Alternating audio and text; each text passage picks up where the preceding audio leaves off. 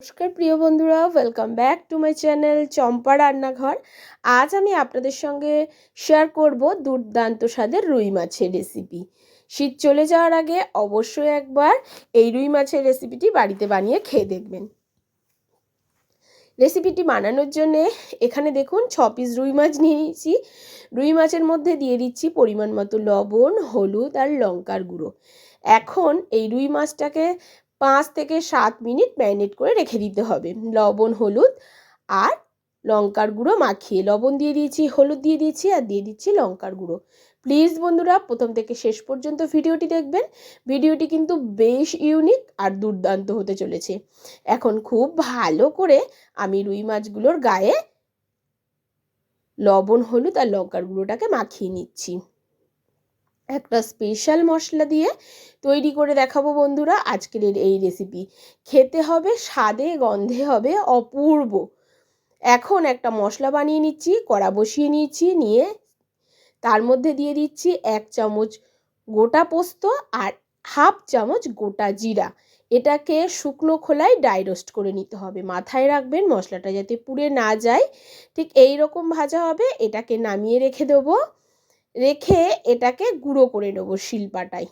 দেখুন সুন্দরভাবে এটাকে গুঁড়ো করে নিয়ে আমি ফিরে আসছি। আপনারা চাইলে মিক্সির জারেও করে নিতে পারেন।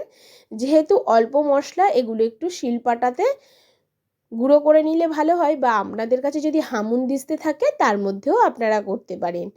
প্লিজ প্লিজ বন্ধুরা, আমার এই ছোট্ট চ্যানেলে আপনাদের সাপোর্টার সাহায্যের খুবই প্রয়োজন। প্লিজ পাশে থাকবেন আর সাপোর্ট করবেন।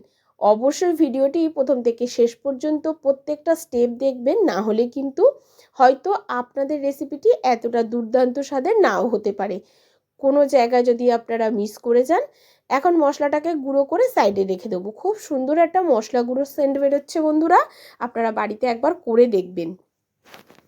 এবারে দেখুন কড়া বসিয়ে দিয়েছি আর কড়ার মধ্যে দিয়ে দিয়েছি পরিমাণ মতো সর্ষের তেল।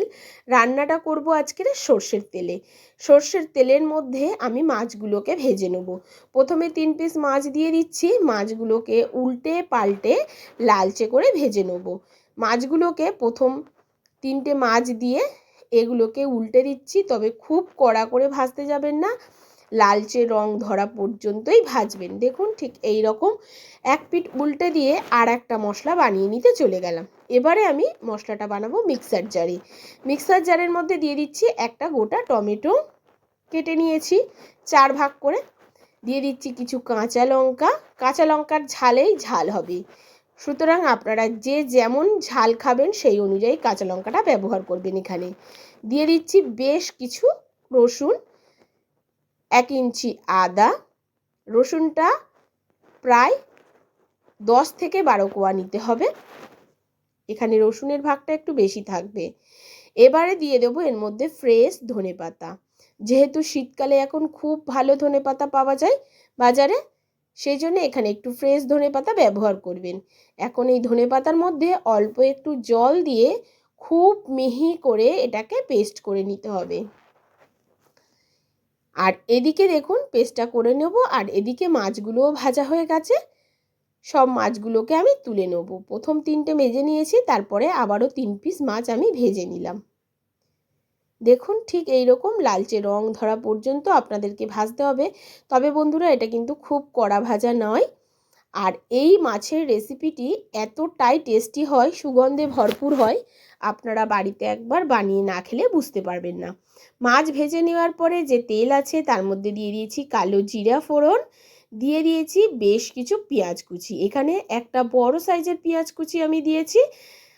এবারে আপনারা যদি মাছের পরিমাণটা বাড়ানোর সঙ্গে সঙ্গে পেঁয়াজের পরিমাণ বা মশলার পরিমাণগুলো বাড়িয়ে নেবেন। কমানোর মাছের পরিমাণটা কমানোর সাথে সাথে মশলার পরিমাণগুলোও কমিয়ে নেবেন। পেঁয়াজটা যখন এইরকম হালকা লালচে হবে তখনই এর মধ্যে দিয়ে দিতে হবে আগে থেকে বেটে রাখা ধনেপাতা, রসুন, কাঁচা লঙ্কা, আদা পেস্টটা।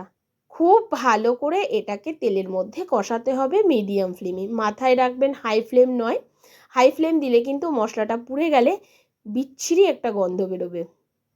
ঠিক যখন এইরকম মশলা দিয়ে তেল ছাড়তে শুরু করবে ধনেপাতাটা কষানোর পরে, তখনই দিয়ে দিতে হবে হলুদ গুঁড়ো আর কাশ্মীরি লঙ্কার গুঁড়ো। আমি 8টা মতো কাঁচা লঙ্কা দিয়েছিলাম, তার জন্যে এখানে আর কাঁচা লঙ্কা ব্যবহার করব না, এতেই ভীষণ ঝাল হবে। এখন দিয়ে দিচ্ছি 2 চামচ টক দই। টক দইটা অবশ্যই ফেটিয়ে ব্যবহার করবেন। এবার টক দইটাকে দিয়ে মশলাটাকে আবারও খুব সুন্দরভাবে কষাতে হবে, যতক্ষণ না তেল ছাড়তে শুরু করে ততক্ষণ পর্যন্ত কষাতে হবে। যখন দেখবেন কষাতে কষাতে এরকম উপরে তেল ভাসবে, তখন দিয়ে দিতে হবে পরিমাণ মতো লবণ। আর এখানে একটু ব্যবহার করব চিনি, কারণ এখানে টক দই দেওয়া আছে। স্বাদের ব্যালেন্সটা বজায় রাখার জন্য এখানে 1 চামচ মতো দিয়ে দিচ্ছি চিনি। তবে চামচটা কিন্তু সাইজে ছোট, অবশ্যই দেখবেন আপনি যদি চা চামচের নেন তবে 4 ভাগের 1 ভাগ চিনি এখানে ব্যবহার করবেন। চিনিটাকে দিয়ে খুব ভালো করে কষিয়ে নিয়েছি, আর দেখুন কালারটা দেখুন, আর উপর দিয়ে কত সুন্দর তেল ছেড়েছে। এখন এর মধ্যে দিয়ে দেবো হাফ বাটি জল। মাথায় রাখবেন জলের পরিমাণটা খুবই কম দিতে হবে, কারণ এটা একদম শুকনো শুকনো রান্না হলে খেতে ভীষণ টেস্টি হবে। এবারে বন্ধুরা খুব ভালো করে এটাকে একটু ফুটতে দেবো লো টু মিডিয়াম ফ্লেমে। যখন ফুটে এই রকম উপর দিয়ে তেল ভাসবে, তখন কিন্তু মাছগুলোকে দিয়ে দিতে হবে। মাছগুলোকে দিয়ে দেওয়ার পর এটাকে এবার ফুটতে দেবো। মাছগুলো একটু সেদ্ধ হবে, একটু এই যে জলটা আছে শুকিয়ে যাবে, অনেকটাই শুকিয়ে যাবে, দেখতে থাকুন। প্রায় 5 মিনিট মতো লো টু মিডিয়াম ফ্লেমে আমি এটাকে এবার মাছ দেওয়ার পরে ফোটাবো, তাতে মাছগুলোও সুসিদ্ধ হবে।